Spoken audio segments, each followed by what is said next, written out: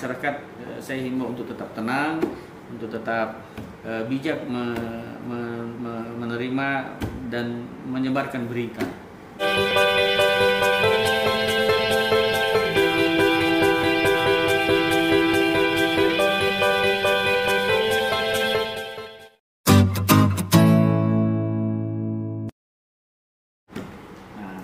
Karena memiliki ciri-ciri mirip dengan orang yang sakit karena COVID-19, dia sesak nafas, mungkin ada demam, maka oleh pihak Rumah Sakit Parepare digolongkanlah dia sebagai pasien dalam pengawasan. Garis bawahi pasien dalam pengawasan.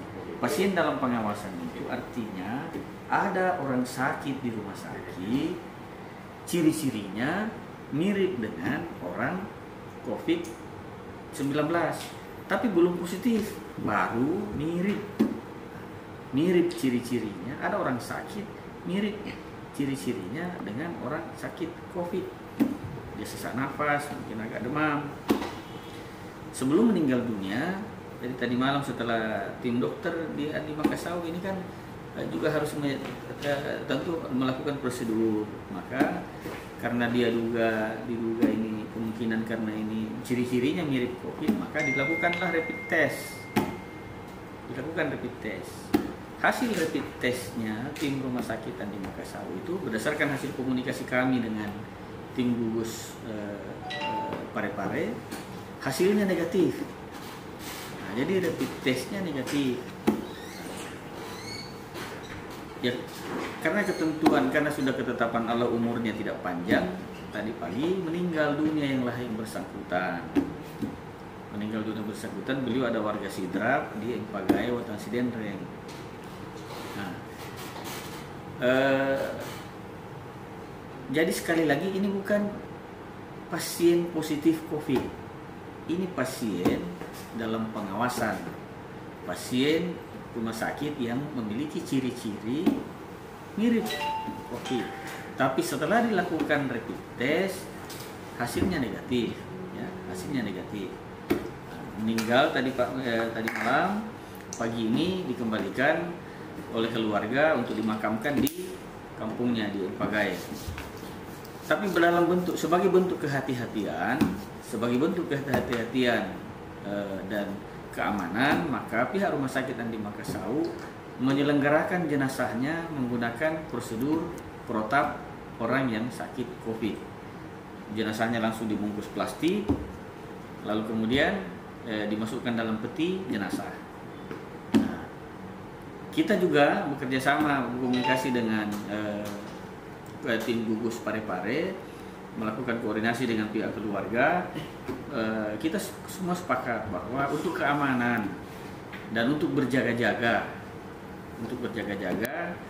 maka jenazah yang sudah diperlakukan sesuai dengan protap COVID itu dimasukkan dalam plastik, dibungkus sekian kali, dan yakinlah bahwa tim Rumah Sakit Andi Makassau itu sangat profesional, sangat kompeten, dan dia sudah melakukan prosedur sesuai dengan kalau orang itu memang meninggal karena positif COVID.